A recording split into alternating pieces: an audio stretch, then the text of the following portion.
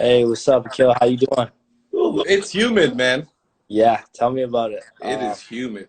Yeah, first of off, I want to just say thanks for joining us here on our space and our platform. We're here to kind of enforce obviously healthy dialogue, but pertaining to obviously the current times that we are facing, and here on Culture Conversation, we talk a little bit about the ethos of sport and business. So today, I think we can kind of tap in different arenas of sport talk as well as social justice and activism stuff for that matter.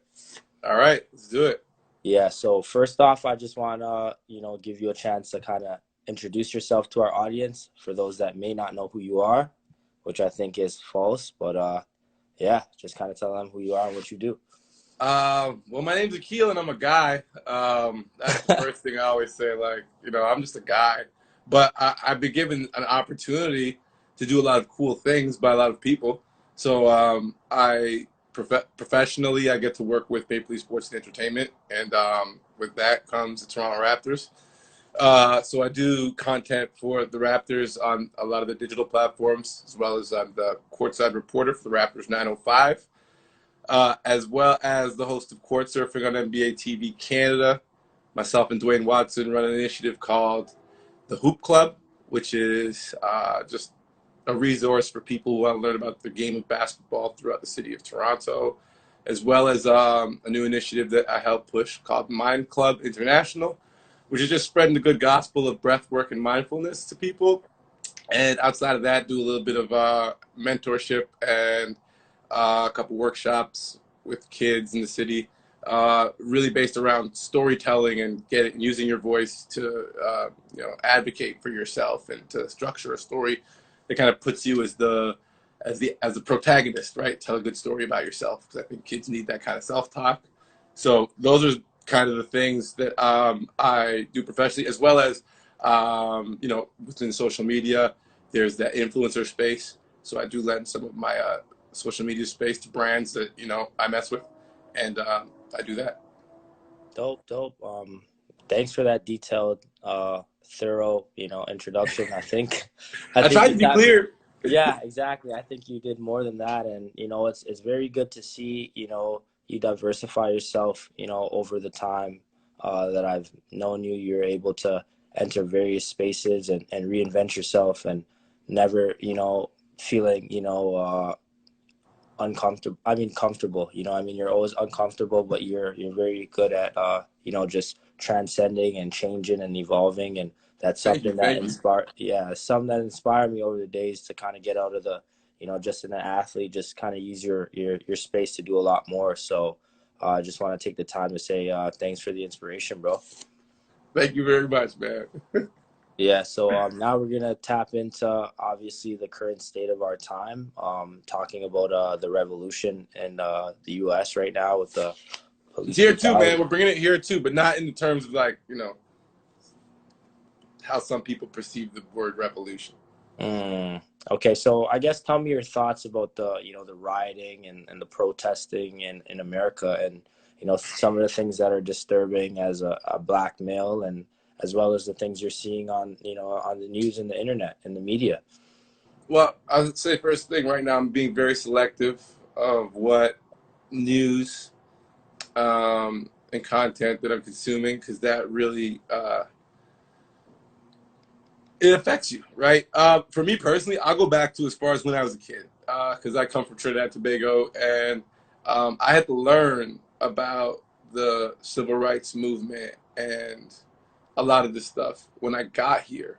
So coming from Trinidad, we had our own battles. My dad was a Rastafarian, but he was always hyper conscious of his blackness and the relationship that the blacks had to the Indian population in Trinidad, because that was his power struggle, and he was kind of pushed out of the country because there's other like Rastafarianism in the West Indies is kind of looked down upon, and it's kind of like this Jamaican thing, and so Mm. like I came to Canada with a different understanding of race relations, and the thing that I remember about how I viewed what was happening when I was younger, as young as when I first saw the Rodney King beatings on hard copy, Mm.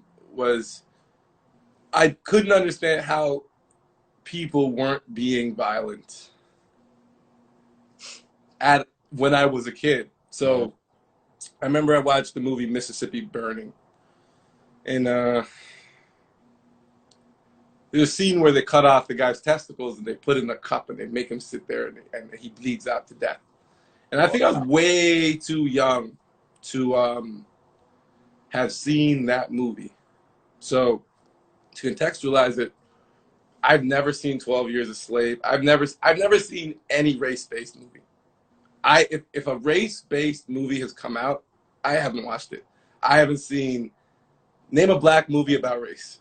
Shit. I mean, Any the last movie I could think of is Just Mercy with won't Michael B. watch it. Jordan. Won't Wow. watch it. Don't watch it. I Man. won't watch any of it. So when I was a kid, this is why I haven't been doing lives. But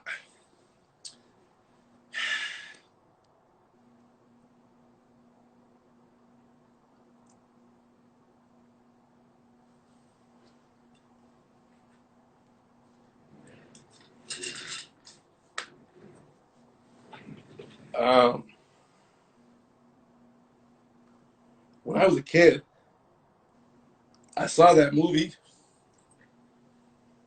I couldn't watch anymore anything else like that. I think the one movie I watched was Malcolm X, but I read the books. I chose to read the books. What I did was I didn't watch the movies. But when I was a kid, I couldn't understand how people weren't fighting back. And it took most of my life to understand. Do you know what the word insurrection means? Insurrection. Off the top, no. I've heard of So it it's though. like when you penetrate a society, a group, and you completely dismantle it. Mm. And through educating myself on things like the Black Panther, COINTELPRO, the real role of the CIA, the lynching manuals, generational trauma, brainwashing, media, I got to get a large picture of how things function. So then I got to understand that the reason why there hadn't been a major upheaval is because of a very targeted attempt to break up the community's capacity to function as a group. So you think about crack cocaine, and it's weird when you think about crack cocaine, because for me personally, my parents live in Brooklyn, New York, and I live in Toronto. And it's only because when we got to Brooklyn, it was like 1987, 88. This is right when crack came out. Mm-hmm. So crack's not the reason I didn't grow up, but crack's the reason I didn't grow up with my parents. So there are a lot of tactics used: policing, housing, the banking system, an inability to get loans. So it's a multi-tiered machine. And that's why I really choose to focus on systemic racism. I know a lot of people are focusing on like calling other people out and shit like that. Mm-hmm. But like for me, I think a lot of the guilt lies in how the system functions. So in a roundabout way, I'm answering your question that like I just couldn't understand how this didn't happen earlier. Honestly, not that I'm an advocate of violence, Mm-hmm. but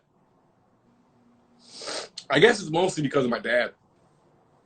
And he was my male role model, and he was just so militant about how we do what we do. Despite not growing up with him, he'd call me and he'd tell me about what was happening. And so to see it happen now is surreal. Honestly, the last 2 weeks for me have been surreal. Because my entire family lives in New York or Washington or New Jersey or Boston. And I'm not there to fight with them, but in a way I'm not a fight to fight. But it's so strange just to see it happen. And Another thing I want to say is it's very encouraging because the one differentiator I think from this in moments past has been like the galvanizing of people who aren't black, right? So you're seeing a lot of people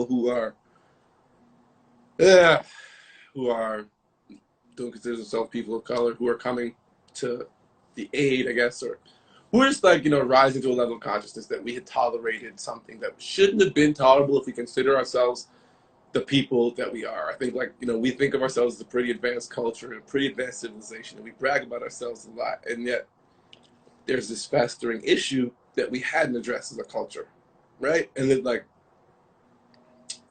people now coming to that realization is huge. Absolutely. And I think it's so crazy because, thanks for sharing your experience, by the way, bro.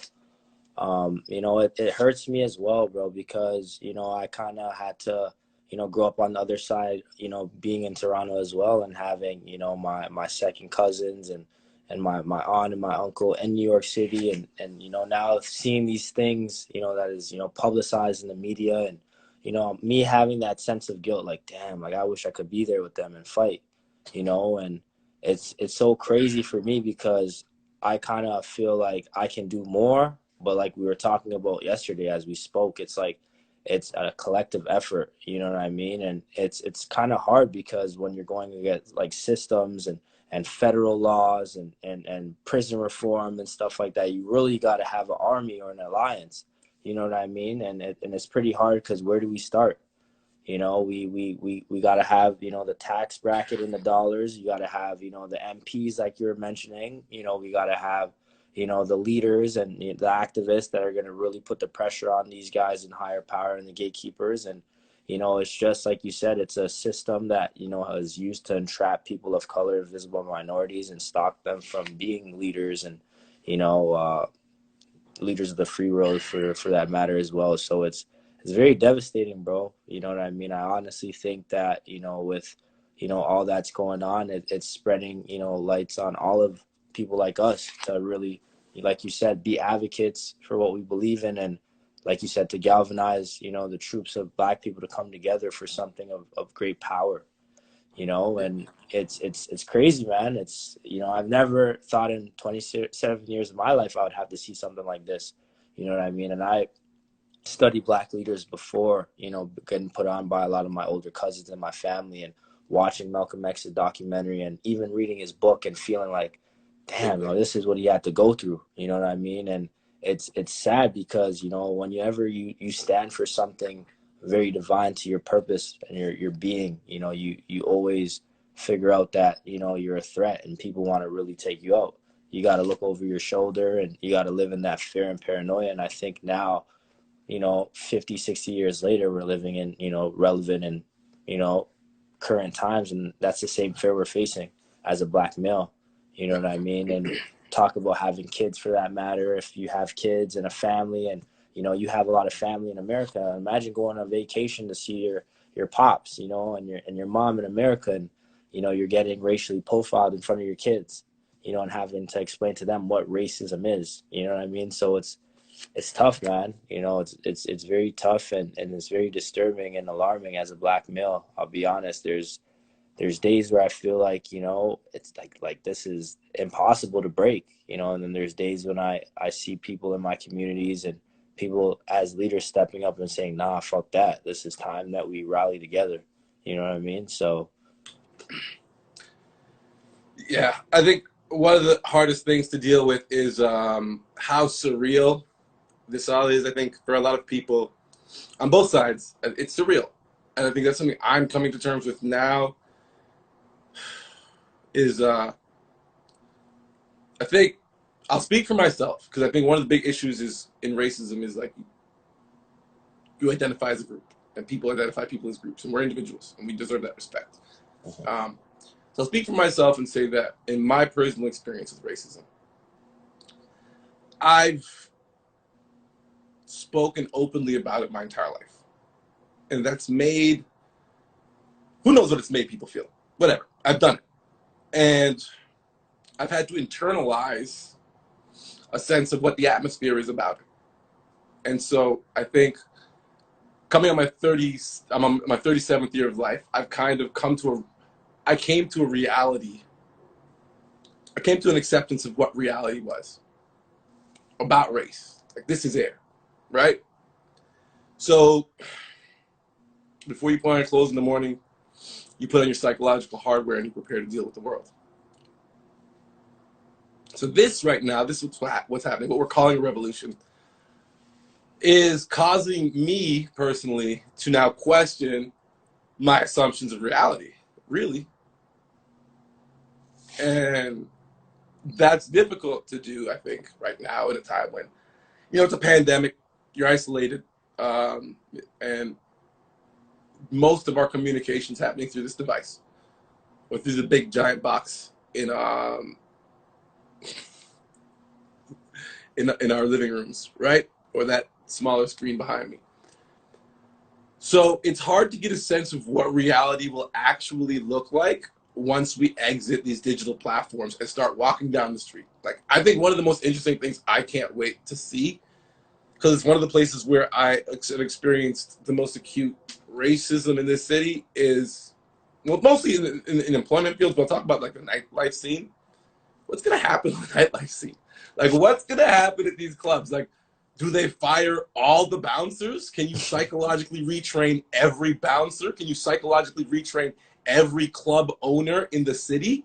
Because I know there's going to be an effort to defund the police and to create more social services to treat mental health people and stuff like that. I love that idea, by the way. I was against it at first. I didn't understand it, and I think it sounds a lot more threatening than it is to people who think like it's going to be a lawless society. But I think, how's that going to work? Like, you know what I'm saying? Like, we're curious. Like, okay, everybody's now on our side. Does that mean we can go to your club? Does that mean I can wear a hat like everybody else? Does that mean dress urban? Does that mean I don't have to worry about what shoes I chose because everybody else gets to wear their off-whites, but when I wear mine, it's not a dress shoe? Yeah. So, like, there's, it's like, I think reality is so nuanced. And to be locked up in your house at a time when there's a so-called revolution, which is mainly living in digital spaces, it's hard to see how this is going to play out. Like, I've lived in a white neighborhood my entire life since I moved out of Trinidad and Brooklyn. Like, I live in East York, Greektown, right? I got to say, there are lovely people in this neighborhood. Lovely people in this neighborhood. But now how does it play out in other spaces, right? Shout out to Big Apple. Holy shit, that's my OG to 1,000%, man. You're in my thoughts and prayers every day.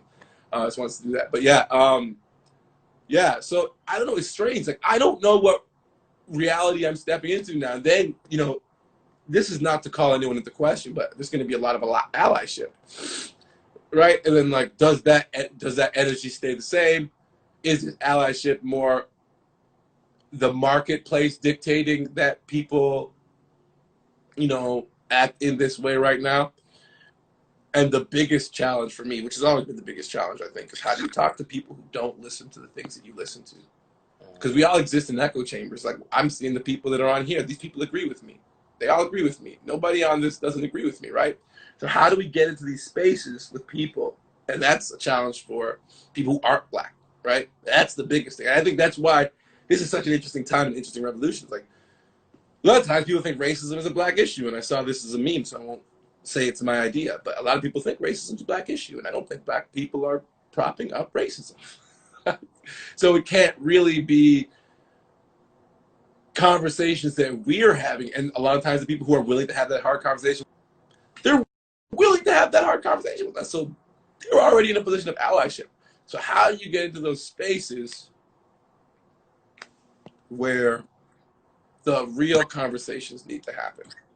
And I think it's my biggest thing is normalizing Black people in affluent spaces. Something I plan to do, but I do think so because I think once the economic power centers start to have to rub shoulders and accept the reality of our presence. I'm speaking mostly in Canada because I know America's a whole different thing, and I kind of have chosen to focus on ways to work in Canada. I know my family's American, but I'm in Canada. In Canada, there's only 3 million Black people out of the 33 million. It's a young population, so less than half don't vote. So it's like a 1.5 million capacity voting population. We're not going to swing the next election. So for me, I'm focused on ways that you can activate that community and build that community, because there's a lot of other ways to answer for the United States, and I think they're doing that now. But I think for our community leaders, like, it's really easy to watch American content and to latch onto those ideas. But we really need to understand, like, the lay of the land here in Canada. Like, what does it look like here, and how do we create ways to fix Canada? And we need to, lock arm in arm with women, because they're a powerful group and they're making huge strides. We need to lock arm in arm with Native people or Indigenous people, because I don't fuck with their powerful group. They need our help and we need theirs, right? So, and then we have to lock arms with white people because they need our help and we need theirs, right? So for me, it's like, how do we get into those spaces, right? How do you find a bunch of people you would have never talked to before? Like a bunch of people that wear airwalks and bell-bottom jeans, and and you do never listen to Flow or Breakfast Club. And how do you get them in their world and normalize blackness there? Yeah.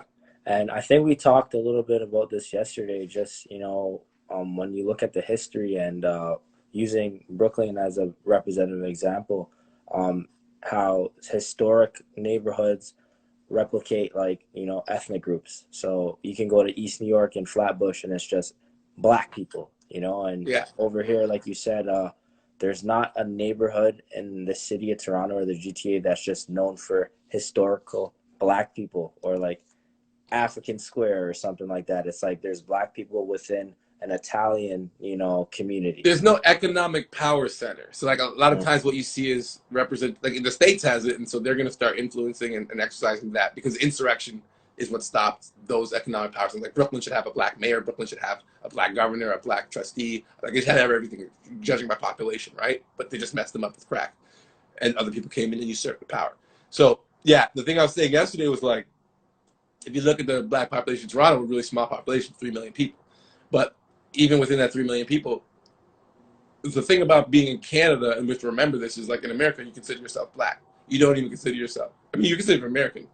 In Canada, you talk to a black person, like if someone asks me, what am I say I'm Trinidadian. And that's the same as a white person who isn't like traditionally Canadian. They'll say I'm Italian, right? Because Canada is not the melting pot of the United States, right? It's got, like, it more embraces where you come from. And so we embrace where we come from. So even within that 3 million black people, you got the Africans, the West Indians, the people who can't identify because there's racism within the black community. So people who are of mixed race feel isolated from the West Indians and from the Africans and from the darker shades, right? So even within that group, you have smaller groups. And then the real kicker on top of that is groups have power. Like, we know Bathurst towards the north end is very Jewish. It's a very rich area, and they exert power. And their neighborhood looks the way they want to look. They tell their MP, we want to park here. You want this here. We want that here. The black population within Ontario, Southern Ontario, maybe Montreal is different, and that's very, like, to them, that they have neighborhoods and groups. But in Toronto, we're dispersed. Like, I was the black kid in most every room. Like, I've been the black kid in most every room growing up in East York. Not that anybody. Okay, yeah, people. It came with whatever it came with, but it wasn't like okay, maybe I don't know what happened. Okay, I don't know what happened, but I was the black kid, right? And I was conscious of that, and I was aware of that.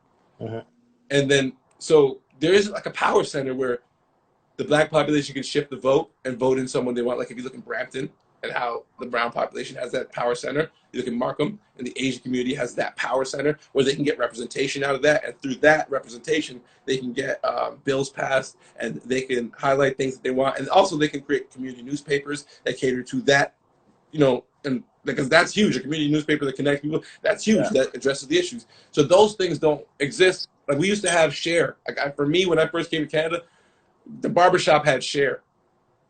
That was my newspaper. Like, I didn't read the Toronto Star. I got Share. It told me what happened in Trinidad. It told me what happened in the Mike Tyson fight. And those were basically the two things that I was concerned about. And what was happening for Carnival, right?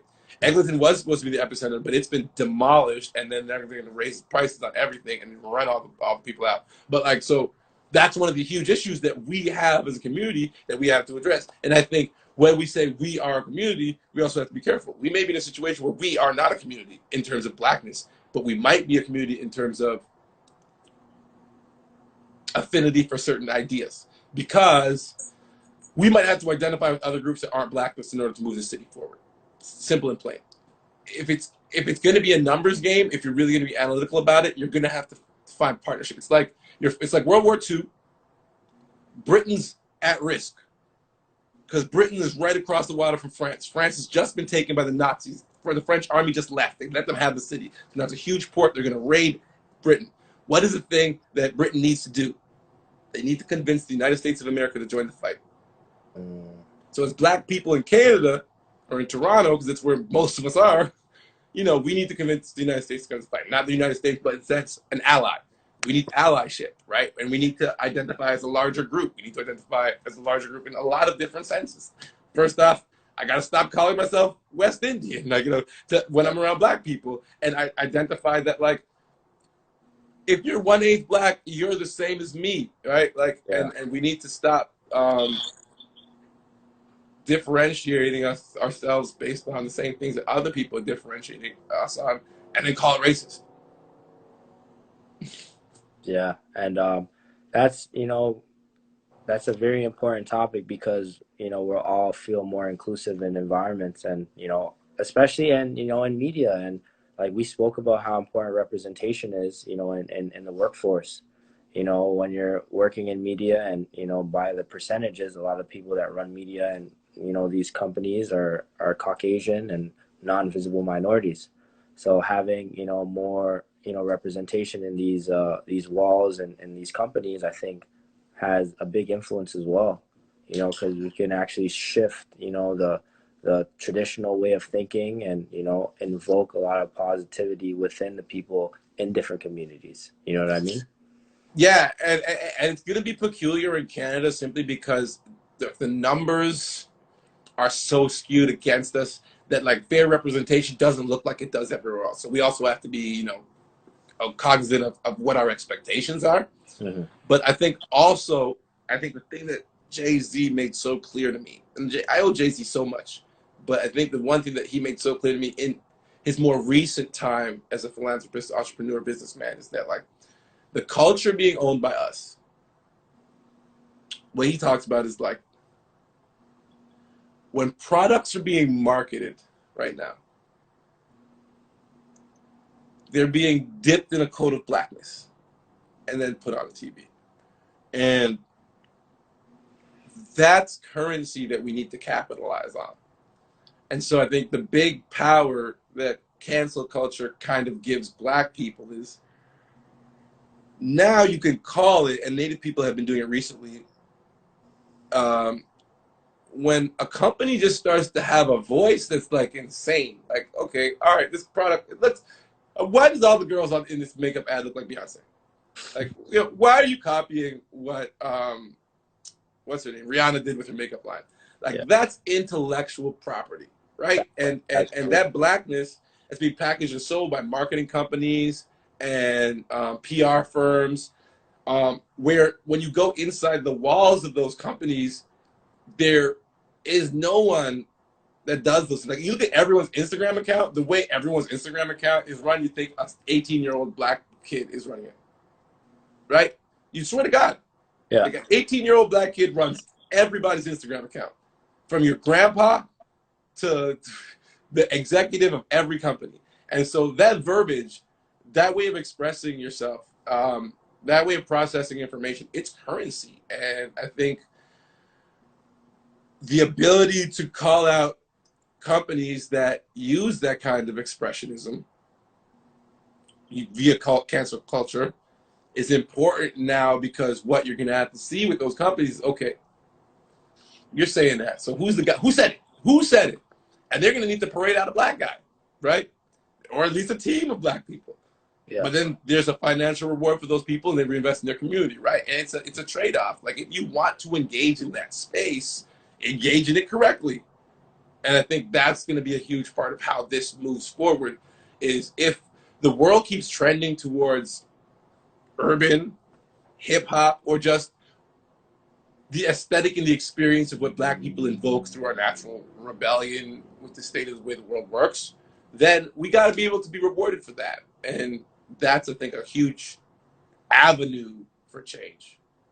Absolutely, and it's crazy because a lot of like sports, for an example, that's a very big part where a Yeah, I lot of watched this people. draft and I saw the New Orleans Saints draft office, the New Orleans Pelicans draft office. It's not. I don't know what the situation is over there, but I was surprised. Like, wow, that's your draft office. Like, we need to demand representation. Yeah, and it's crazy Like, you because guys got Zion. yeah, exactly, and it's like in sports, like all the top professionals are African Americans or visible minorities, and like a guy like LeBron, there's so much people that are profiting off of his intellectual property with his company and Nike and stuff like that. And not to say Bron isn't getting a check, but there's No, but just so much. he's a game changer in what he did with the Four Horsemen and his Exactly. whole team. Yeah, exactly. But it's just like there's so much people that would misappropriate the culture of African Americans and visible minorities, and try to run away with their own storyline. And I Yeah, think it is important that you start to kind of put your foot down, because if we don't, then it's just like the rich get rich and the poor get poor. You know what I mean? And that's the game that we've been playing for hundreds of years. You know what I mean? So it is very important to address those matter.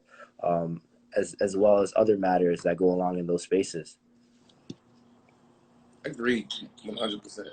Yeah. So I guess if I was to ask you what are plans of action or strategies as a black community, to kind of put an end to the whole discrimination, events, or how can we re-identify ourselves as a black community in order to give us ourselves the best possible chance, to elevate as a community and as a culture. Well, I think for me, I'm not going to have the same answer as everybody else. I try to be a little creative in how I look at things. So my answer is Toronto, and in essence, it's because like this is a very rare city. It's almost like New York City, right? And being very familiar with New York City, I understood. Like I always just describe Toronto as like New York City in the beginning, right? Because we're just seeing the level of construction, the identity of the people, its capacity for multiculturalism, its economic prowess.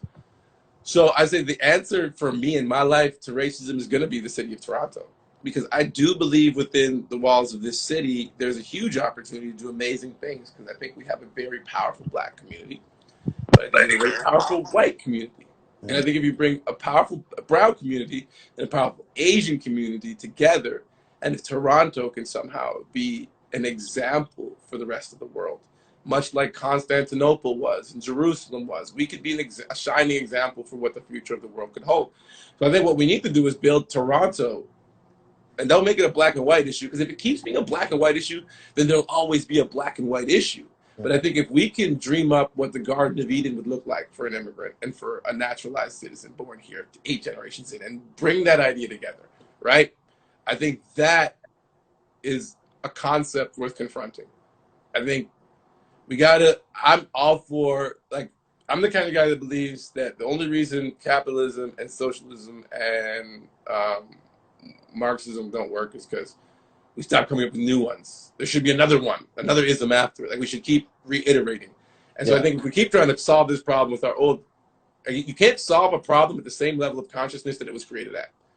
So I think for me, like that's more of a conceptual answer. If you're asking specifically, I think on the ground, the work I'm doing right now is I've really got into meditation and mindfulness, because I really feel like there's a lot of trauma for both black, white, Asian, brown people that we need to deal with. And I think if we can heal ourselves as individuals and get our body working right and get our internal emotions working right, we can cure a lot of the symptoms that we're trying to address. So I don't think it's a matter of focusing on other people. Like I think everyone's focusing on pointing fingers at other people.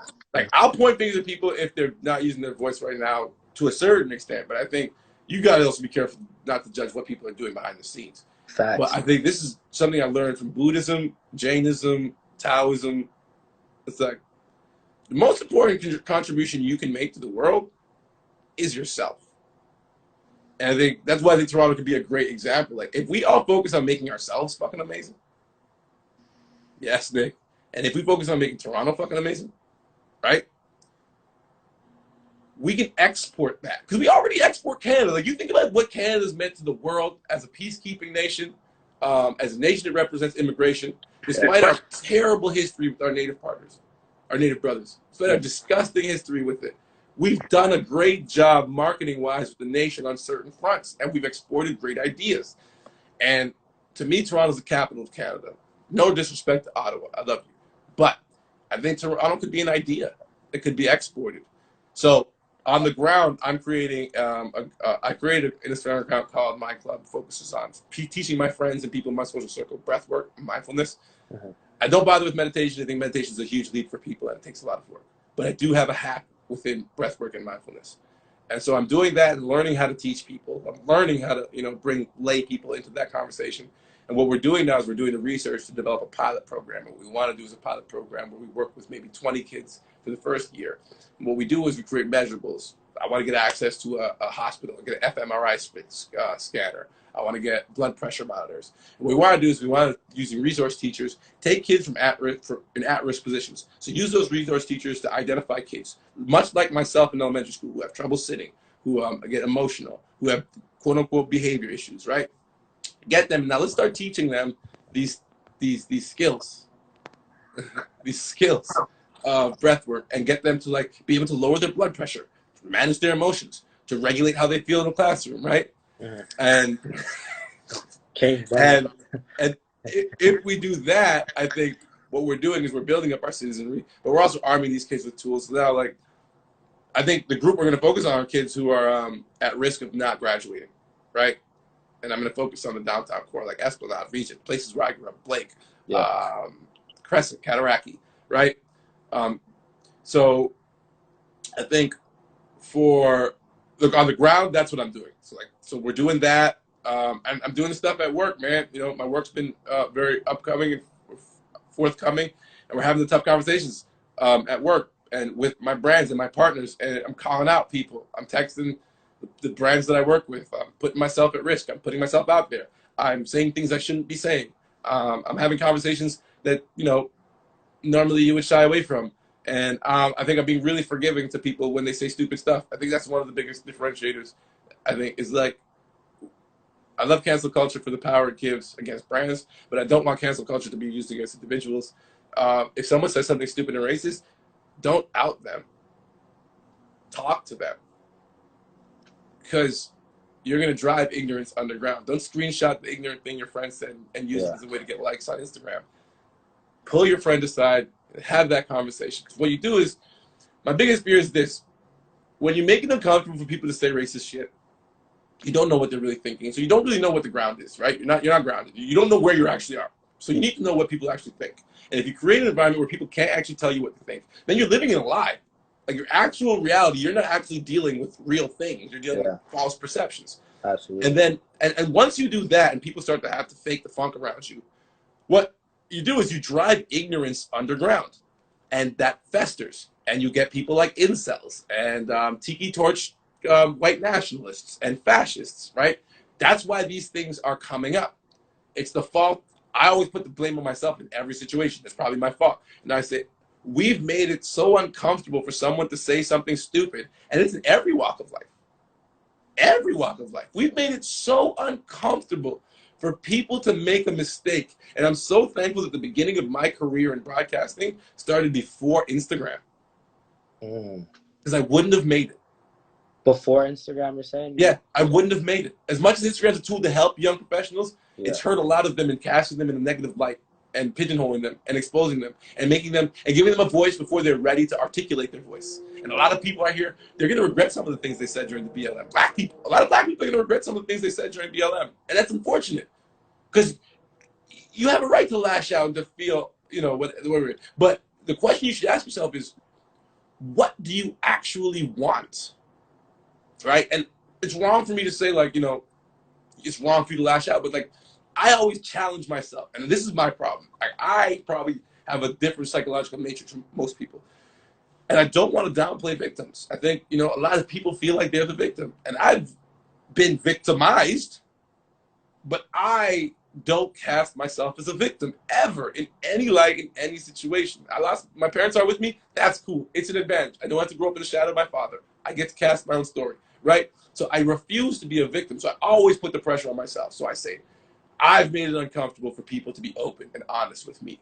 So I need to make space for people who are ignorant, who are racist, who are sexist, to speak to me, so that before they speak to someone else and that person ruins their life and forever turns them into a bad guy, which is only going to force them into their negative opinions further.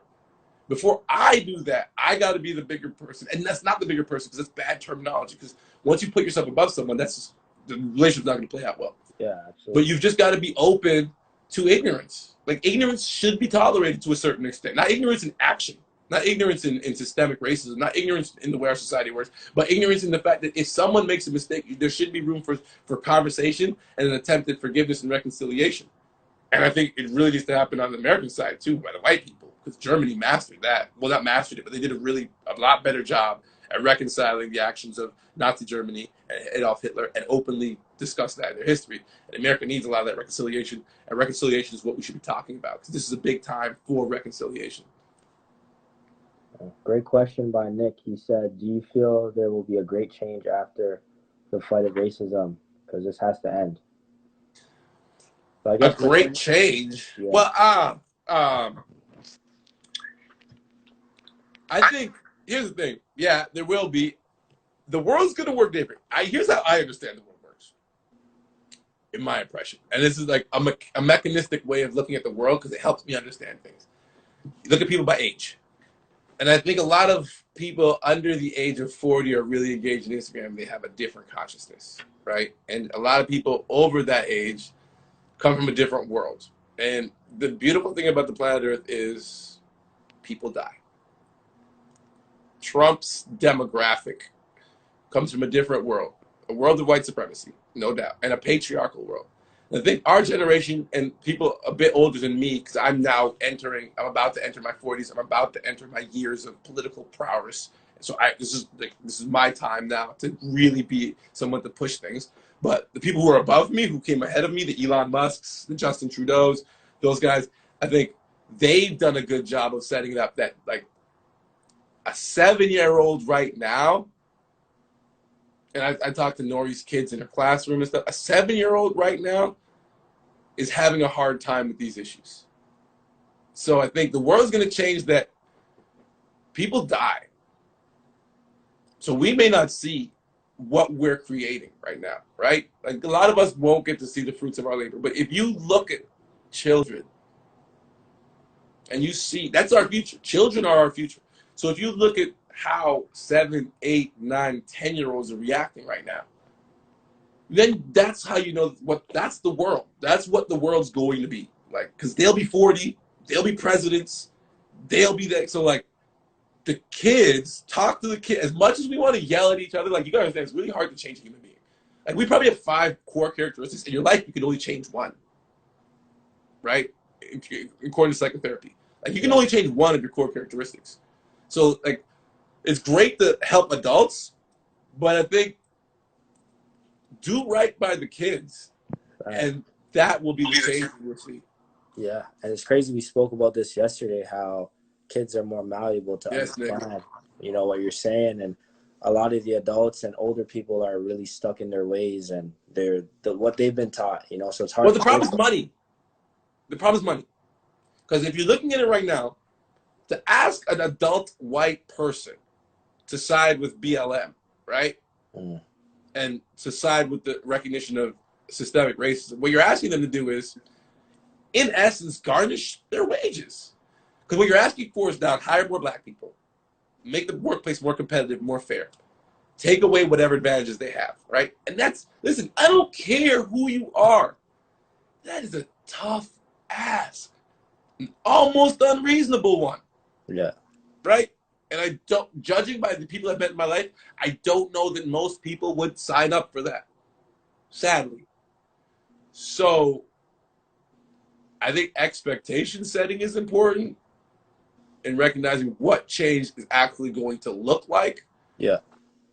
And I think that's good, to set expectations and to understand that we're not going to have a black prime minister anytime soon.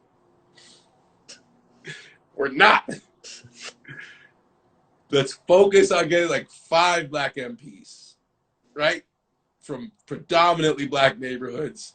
Let's focus on reforming policing in the priority neighborhoods. Let's set plausible markers so when all this frenzy evaporates, we know where we stand in, on the track. We got here with that momentum. We're gonna need another push to get there, right? Let's try to create a black community, an actual one. So again, I'm with it, but yeah. I'm putting my money on Toronto.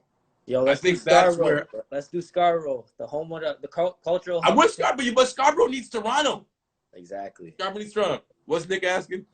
What What are the next steps OGs can do for the youth? Wow. Okay. Now I want to be very specific that what we're talking about. Now, OG, I'm talking about. Let's cast an OG in a light. When I think of an OG, I think of someone who's in a position that kids look up to. So it could be a teacher, it could be a drug dealer, it could be a rapper, it could be a barber, it could be you, it could be me, it could be a social media influencer. So we're clear on definitions. That's an OG to me. Yeah. Right? Yeah, exactly. To specific to the kids. And I think the best thing an OG can do right now for the kids is fix his fucking self. Heal himself. Because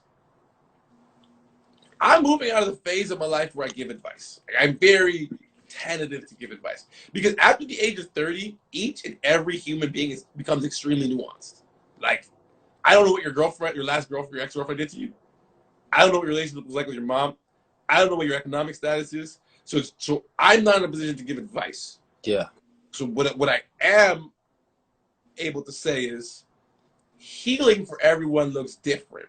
And when you heal, you become your highest self and a clear example of what to be, right? Like if a guy, just stops drinking 5 days a week, and so like 5 days a week, he just looks a little bit more vibrant, his thoughts are clearer, his words are more succinct, and then the kids see him, he's just vibing at a higher level, and they already like him, and he's just talking about a book, like just as you grow yourself, that's gonna ripple off into your community. So I think self-growth is what the OGs need to do. Everyone needs to come home to themselves and heal and take care of themselves.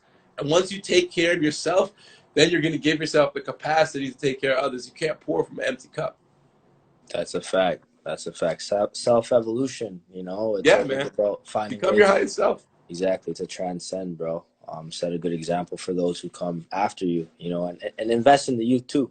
And invest doing different, just words of encouragement, being a good example, but being present, man. I think for the youth, it's giving them something that's tangible, but also, investing your time, being there with them and telling them. And that's you. You're tangible. Exactly. You're the.